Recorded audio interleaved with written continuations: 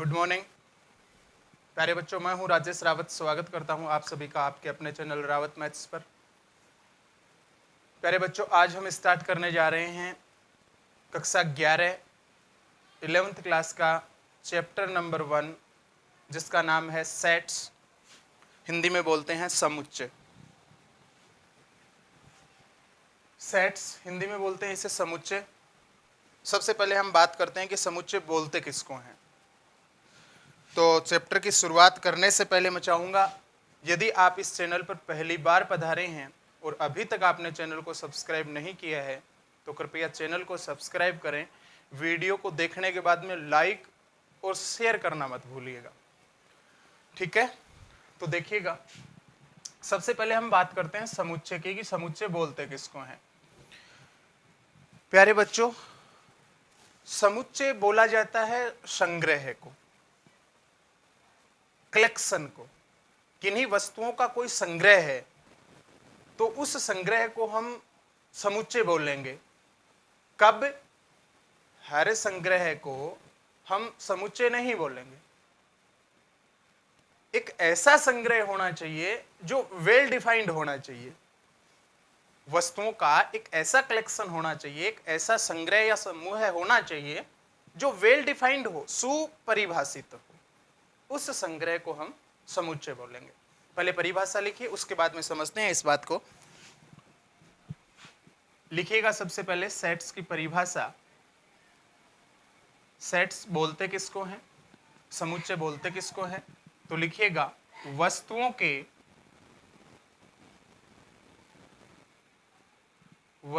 के सुपरिभाषित, वस्तुओं के सुपरिभाषित संग्रह को। सुपरिभाषित का मतलब है यहां वेल डिफाइंड। संग्रह को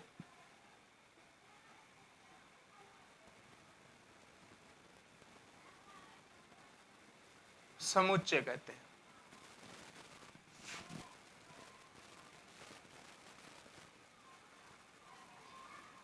मतलब किन्हीं वस्तुओं का कोई संग्रह है, उस संग्रह को हम डायरेक्ट समुच्चय नहीं बोल सकते। उसके लिए एक वर्ड है यहां, सुपरिभाषित संग्रह, वेल डिफाइंड कलेक्शन। अब इस सुपरिभाषित संग्रह का अर्थ क्या है यह समझिएगा।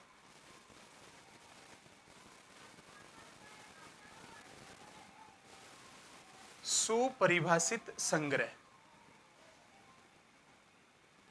सुपरिभाषित संग्रह का अर्थ है यहां पे कि जिन वस्तुओं का वो संग्रह है, उन वस्तुओं के बारे में सभी व्यक्तियों का एक मत होना चाहिए, विरोधाभास नहीं होना चाहिए। उन वस्तुओं के संदर्भ में व्यक्तियों का जो मत है वो एक मत होना चाहिए, विरोधाभास की कोई स्थिति नहीं होनी चाहिए। सुपरिभाषित संग्रह का पहला अर्थ यह है कि सभी व्यक्तियों का वस्तुओं के संग्रह से संदर्भ में जो मत है वो एक मत होना चाहिए। बोले तो विरोधाभास की स्थिति नहीं होनी चाहिए, एक मत होना चाहिए। दूसरा पॉइंट सुपरिभाषित संग्रह का है,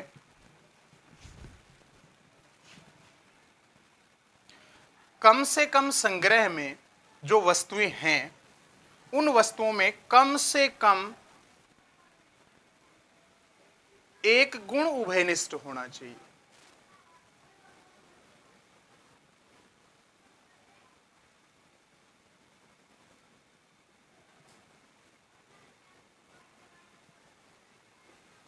वस्तुओं का कोई संग्रह है, उस संग्रह को हम समुच्चय कब बोलेंगे? जब उस संग्रह में जो वस्तुएं हैं उनके संदर्भ में सभी व्यक्तियों का मत है वो एक मत होना चाहिए, विरोधाभास की स्थिति नहीं होनी चाहिए।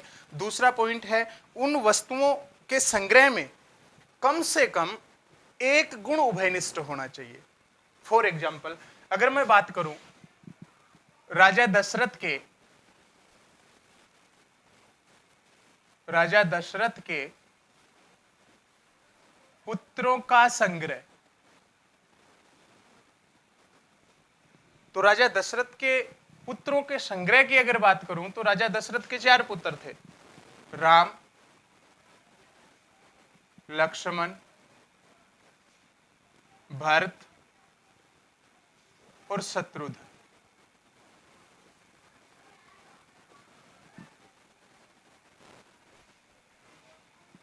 इनमें कोई विरोधाभास नहीं है कि राजा दशरथ के 4 ही पुत्र थे, राम, लक्ष्मण, भरत और शत्रुघ्न। इन सब का एक मतलब इनमें विरोधाभास की कोई स्थिति नहीं है, सभी लोगों का एक ही मत होगा कि 4 ही पुत्र हैं।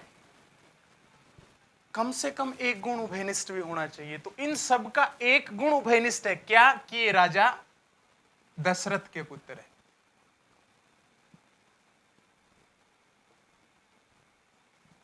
तो इसको हम क्या बोलेंगे? समुच्चय। एक दूसरा एग्जांपल लेते हैं। अंग्रेजी वर्णमाला के स्वरों का समुच्चय या अंग्रेजी वर्णमाला के स्वरों का संग्रह ए, ई, आई, ओ, you. A, E, I, O, you, ये 5 स्वर हैं अपने पास। सभी व्यक्तियों का एक ही मत होगा कि अंग्रेजी वर्णमाला में 5 ही स्वर हैं, ए, ई, आई, ओ, यू। और इन सब का एक गुण है, क्या कि ये स्वरों के संग्रह, स्वरों का संग्रह, अर्थात ये सब क्या है? स्वर है। समझ पाए मेरी बात? तो यहां सुपरिभाषित संग्रह का मतलब है कि संग्रह में जो वस्तुएं हैं उन वस्तुओं के बारे में सभी व्यक्तियों का एक मत होना चाहिए। दूसरी बात, उन वस्तुओं में कम से कम एक गुण उभयनिष्ठ होना चाहिए। यदि कोई संग्रह इन दोनों बातों का पालन करता है, बोलें तो वो सुपरिभाषित है, तो हम बोल सकते हैं कि वो संग्रह क्या कहलाएगा? समुच्चय कहलाएगा। तो आशा करता हूं आप संग्रह की परिभाषा समझ पाए होंगे। संग्रह किसको बोलते हैं? समुच्चय किसको बोलते हैं? वस्तुओं के सुपरिभाषित संग्रह को समुच्चय कहते हैं। प्यारे बच्चों, अब बात करते हैं समुच्चय को व्यक्त किससे किया जाता है। तो समुच्चय को स्टार लगा के लिखना, समुच्चय को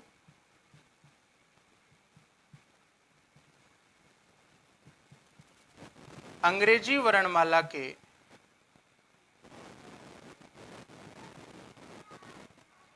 समुच्चय को अंग्रेजी वर्णमाला के बड़े अक्षर द्वारा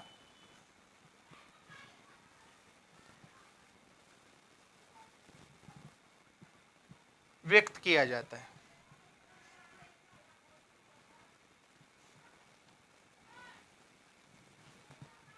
for example, capital A, capital B, capital C, capital D, etc।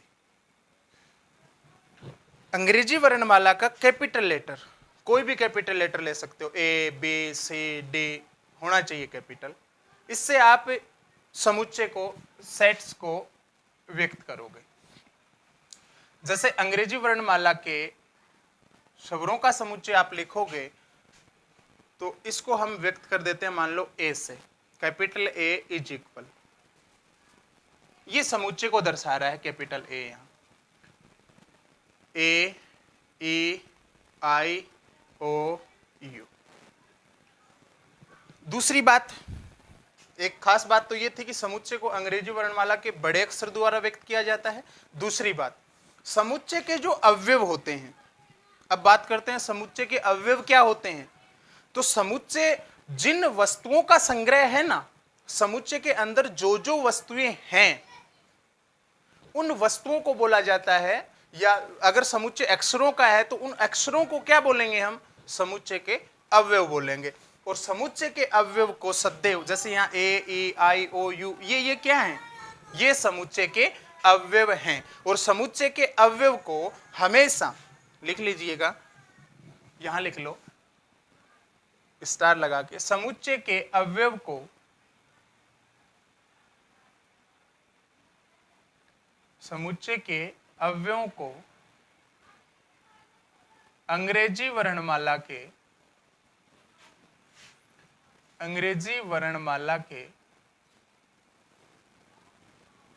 Small letter छोटे अक्षर द्वारा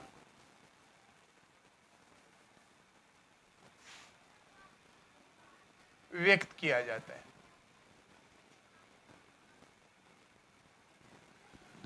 समुच्चय को तो अंग्रेजी वर्णमाला के कैपिटल लेटर से लिखा जाएगा, जबकि समुच्चय के जो अवयव हैं उन समुच्चय के अवयव को अंग्रेजी वर्णमाला के छोटे अक्षर द्वारा लिखा जाएगा।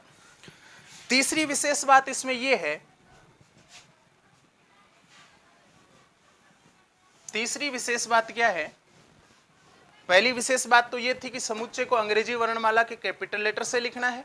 दूसरी विशेष बात यह थी कि समुच्चय के जो भी अवयव हैं उनको अंग्रेजी वर्णमाला के छोटे अक्षर द्वारा व्यक्त करना है।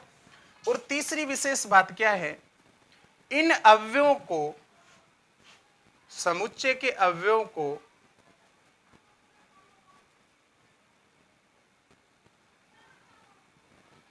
को पृथक करने के लिए, पृथक अलग अलग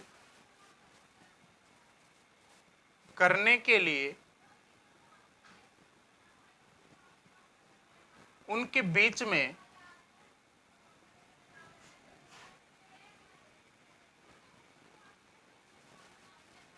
कोमा लगाया जाता है।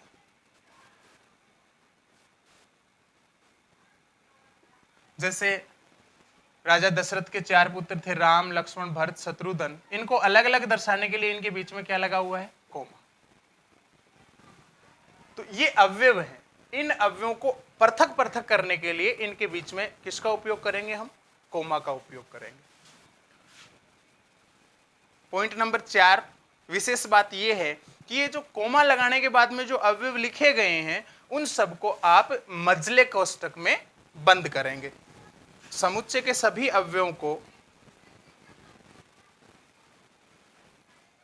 को मझले कोष्ठक में, मझला कोष्ठक लिख रहा हूं मैं यहां पे, इस मझले कोष्ठक में बंद करेंगे।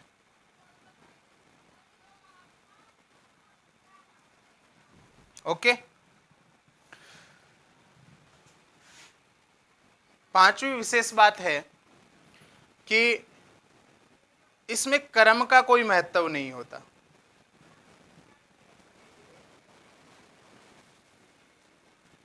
क्रम का कोई महत्व नहीं होता।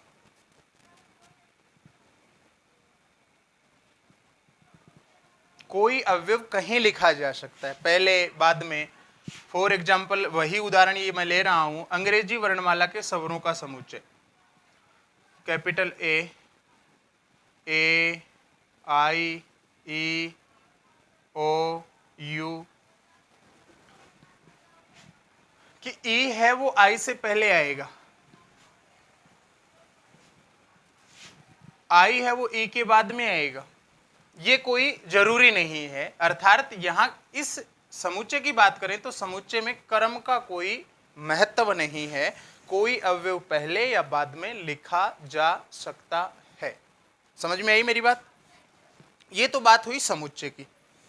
अब बात करते हैं समुच्चय को निरूपित करने की कितनी विधियां हैं। समुच्चय को निरूपित कैसे किया जाता है? तो लिखिएगा, समुच्चय को निरूपित करने की विधियां। समुच्चय को निरूपित करने की विधियां। नंबर 1, सारणीबद्ध रूप,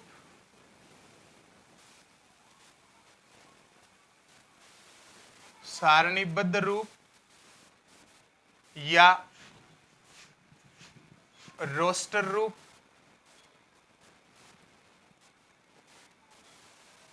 या इसका तीसरा नाम है सूचीबद्ध रूप।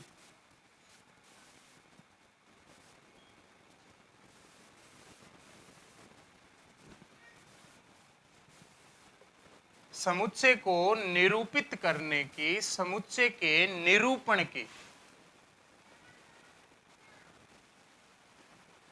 अपने कोर्स में दो विधियां हैं। नंबर एक विधि की बात करें तो ये विधि है सारणीबद्ध रूप, जिसका दूसरा नाम रोस्टर रूप या सूचीबद्ध रूप। तो लिखिएगा, समुच्चय निरूपण की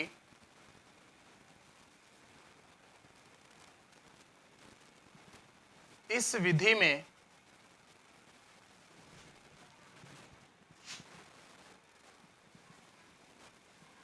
समुच्चय के अवयवों को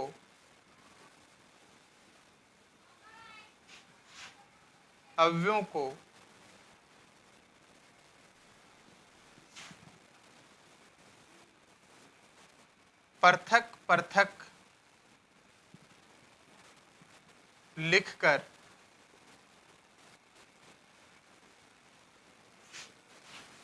पृथक पृथक कैसे लिखेंगे? कोमा लगा के। पृथक पृथक लिखकर उनको मजले कोष्ठक में बंद कर दिया जाता है।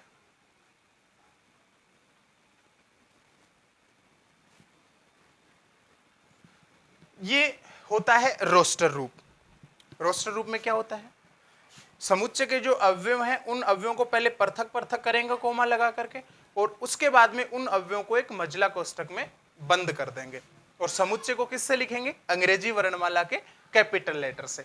इसमें दो बातों का विशेष ध्यान रखा जाता है। पहली विशेष बात तो ये है कि इसमें अवयव की पुनरावृत्ति नहीं होनी चाहिए। पहली विशेष बात क्या है? अवयव की पुनरावृत्ति नहीं होनी चाहिए।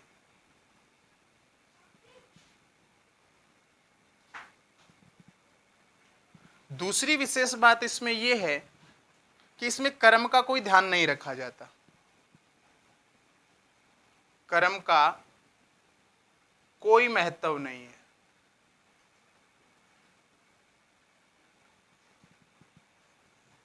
ये दो बातें समुच्चय सारणीबद्ध रूप या रोस्टर रूप या सूचीबद्ध रूप में आपको ध्यान में रखनी है।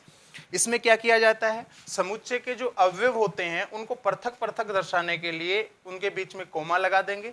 कोमा लगाने के बाद में उनको मजला कोष्ठक में बंद कर देंगे। मजला कोष्ठक में बंद करने के बाद में उसे अंग्रेजी वर्णमाला के कैपिटल लेटर से दर्शाएंगे। एक विशेष बात का ध्यान ये रखना है कि इसमें अवयव की पुनरावृत्ति नहीं होनी चाहिए। कोई अवयव एक बार आ गया तो वो फिर से दोबारा नहीं आना चाहिए। मतलब यदि आप अवयव लिख रहे हो, जैसे मान लो अगर बात करें हम ATTRACT, ये कोई शब्द है और इसके अक्षरों का यदि अपने को संग्रह बनाना है, समुच्चय बनाना है, तो हम लिखेंगे A, यहां कोमा T, फिर से T आ रहा है तो ये T दोबारा नहीं लिखा जाएगा। एक अवयव एक ही बार लिखना है, उसकी दोबारा पुनरावृत्ति नहीं करनी है, भले ही वो इस शब्द में कितनी भी बार क्यों नहीं आ रहा हो, हमें सिर्फ एक बार ही लिखना है। समझ पाए मेरी बात को? तो अवयव की पुनरावृत्ति नहीं होनी चाहिए। कौन से रूप में? रोस्टर रूप में या सूचीबद्ध रूप में या सारणीबद्ध रूप में। दूसरा पॉइंट है, क्रम का कोई महत्व नहीं होता। कोई अवयव पहले या बाद में लिखा जा सकता है, यहां ऑर्डर मायने नहीं रखता है। समझ पाए मेरी बात? एग्जाम्पल के लिए लिखना चाहो तो लिख लो,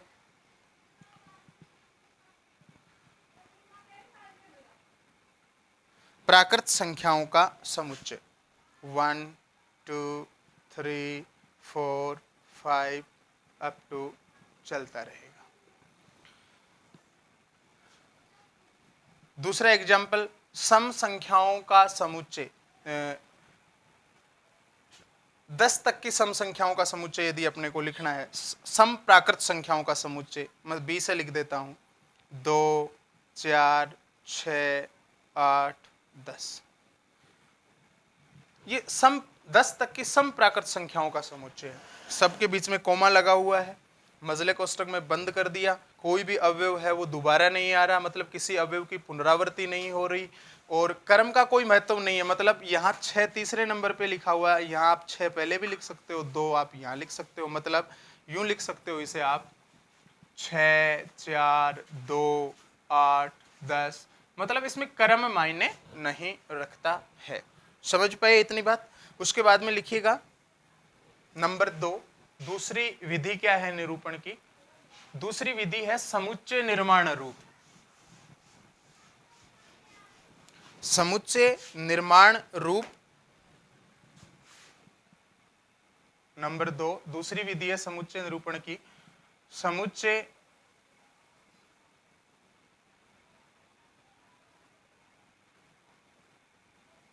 निर्माण रूप। लिखिएगा समुच्चय निर्माण रूप में समुच्चय निर्माण रूप में समुच्चय के अवयवों को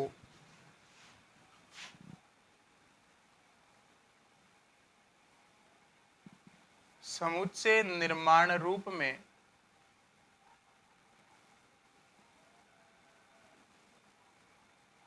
समुच्चय के अवयवों को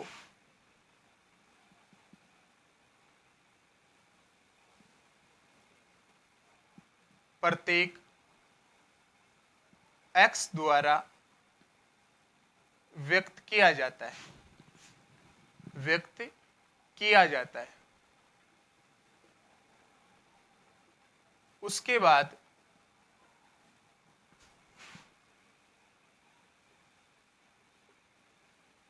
कोनिल चिन्ह, ये वाला सच दैट, कोनिल चिन्ह लगाकर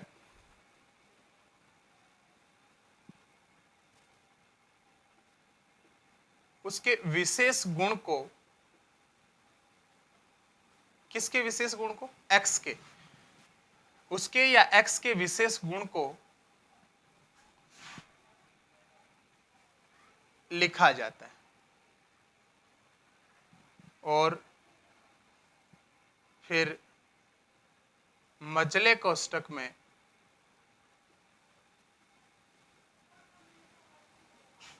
बंद कर दिया जाता है।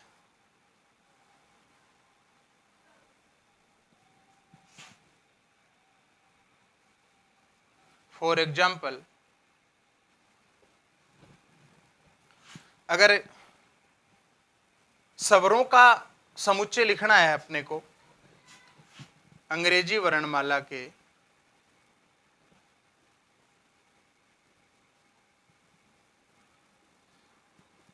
स्वरों का समुच्चय, मान लो मैं लिख रहा हूं सबसे पहले रोस्टर रूप ए, ई, आई, ओ, यू, ये रोस्टर रूप लिखा है। अपने को लिखना है समुच्चय निर्माण रूप। तो समुच्चय निर्माण रूप को समझिएगा कैसे लिखा जाता है। समुच्चय निर्माण रूप का दूसरा नाम है नियम रूप। समुच्चय निर्माण रूप का दूसरा नाम क्या है? नियम रूप भी बोलते हैं इसे। तो समुच्चय निर्माण रूप में क्या होता है, समुच्चय के जो अवयव हैं उन अवयवों को हम x से लिखेंगे। तो देखिए यहां समुच्चय के अवयव क्या है? ए, ई, आई, ओ, यू, ये क्या है? समुच्चय के अवयव हैं। तो इनको हम लिखेंगे x से। ओके, x से लिख दिया। ये सारे अवयव हैं, इन सारे अवयवों को हमने लिख दिया x से। इसके बाद में कोनिल चिन्ह लगाएंगे आप, सच दैट, लगा दिया। अब इसके जस्ट आगे इनका विशेष गुण क्या है वो लिखेंगे। तो लिखेंगे x एक अंग्रेजी वर्णमाला का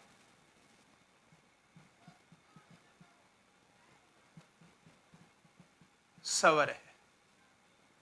सबसे पहले वस्तुओं का जो भी संग्रह था उन सब वस्तुओं के संग्रह को, सब वस्तुओं को हमने लिख दिया x से। फिर x का एक विशेष गुण लिखा जो उन सब में उभयनिष्ठ है, कॉमन है। तो x क्या है? अंग्रेजी वर्णमाला का एक स्वर है। इसके बाद में इस सब को मझले कोष्ठक में बंद करेंगे और अंग्रेजी वर्णमाला के कैपिटल लेटर से लिख देंगे। ये है समुच्चय निर्माण रूप या नियम रूप। समझ पाए मेरी बात को? अगर मैं 10 तक की प्राकृत संख्या, समप्राकृत संख्याओं का समुच्चय लिखूं तो लिखा जाएगा a बराबर, सबसे पहले रोस्टर रूप लिख रहा हूं 2, 4, 6, 8, 10। अब लिख रहा हूं मैं समुच्चय निर्माण रूप। तो इन सब को हम क्या मान लेंगे, x। अब एक विशेष गुण है इन सब में, ये क्या है, सम संख्याएं हैं, सम प्राकृत संख्याएं हैं। लिखेंगे 10 तक के, या x है 10 तक के सम प्राकृत संख्या है। समझ पाए मेरी बात? तो इसे हम बोलेंगे समुच्चय निर्माण रूप या नियम रूप। हमने क्या पढ़ा, हमने ये पढ़ा समुच्चय किसको बोलते हैं, वस्तुओं के सुपरिभाषित संग्रह को समुच्चय कहा जाता है। सुपरिभाषित संग्रह का मतलब है कि वस्तुएं जो संग्रह में हैं उनके संदर्भ में सभी व्यक्तियों का एक मत होना चाहिए, विरोधाभास की कोई स्थिति नहीं होनी चाहिए। दूसरा पॉइंट अपने को ध्यान में रखना है कि जिन वस्तुओं का संग्रह है उन वस्तुओं में कम से कम एक गुण उभयनिष्ठ होना चाहिए। अगर ये दो बातें हैं तो हम उस संग्रह को समुच्चय बोल सकते हैं। उसके बाद में बात की थी समुच्चय को व्यक्त किससे किया जाता है, तो समुच्चय को अंग्रेजी वर्णमाला के कैपिटल लेटर से व्यक्त किया जाता है, जबकि समुच्चय के जो अवयव हैं उनको अंग्रेजी वर्णमाला के छोटे अक्षर द्वारा व्यक्त किया जाता है। फिर हमने बात की समुच्चय निरूपण की कितनी विधियां हैं, तो अपने कोर्स में समुच्चय निरूपण की 2 विधियां हैं। नंबर 1 सारणीबद्ध रूप या रोस्टर रूप या सूचीबद्ध रूप, एक ही बातें हैं। इसमें क्या किया जाता है, समुच्चय के जो अवयव हैं उन सबको कोमा लगा करके अलग अलग लिखा जाता है। अलग अलग लिखने के बाद में सबको मजले कोष्टक में बंद किया जाता है और अंग्रेजी वर्णमाला के कैपिटल लेटर से व्यक्त किया जाता है। 2 बातों का इसमें विशेष ध्यान रखा जाता है। पहली विशेष बात यह है कि इसमें अवयवों के क्रम का कोई महत्व नहीं होता, परंतु दूसरा पॉइंट यह है, ध्यान में रखने योग्य बात यह है कि इसमें किसी भी अवयव की पुनरावृत्ति नहीं होनी चाहिए। मतलब एक अवयव यदि आ चुका है तो वो फिर से नहीं आना चाहिए। ये बहुत ज्यादा इंपॉर्टेंट बात है। कौन सी, कि अवयव की पुनरावृत्ति नहीं करनी। कर्म का तो इसमें कोई महत्व नहीं है। दूसरी अगर बात करें, दूसरा रूप कौन सा है समुच्चय निरूपण की, दूसरी विधि कौन सी है, तो दूसरी विधि है समुच्चय निर्माण रूप या नियम रूप। तो इसमें क्या किया जाता है, समुच्चय के जो भी अवयव हैं उन अवयवों को हम x मान लेंगे। जरूरी नहीं है आप x ही माने, y मान सकते हैं, z मान सकते हैं, x मान लें और फिर सच दैट कोनिल चिन्ह लगा करके उसके बाद में आप x का विशेष गुण लिखेंगे कि x है क्या। जैसे यहां अंग्रेजी वर्णमाला के स्वरों का समुच्चय लिख रहे थे तो इन सब को हमने x मान लिया था, फिर कोनिल चिन्ह लगा के x के बारे में लिखा, ये x क्या है, तो x एक अंग्रेजी वर्णमाला का स्वर है। इस वीडियो में बस इतना ही, मिलते हैं आगे आने वाले वीडियो में। तब तक के लिए जय हिंद, जय भारत। चैनल को सब्सक्राइब नहीं किया तो कृपया चैनल को सब्सक्राइब कर लें, वीडियो को लाइक जरूर करें और भाई शेयर जरूर कर दें।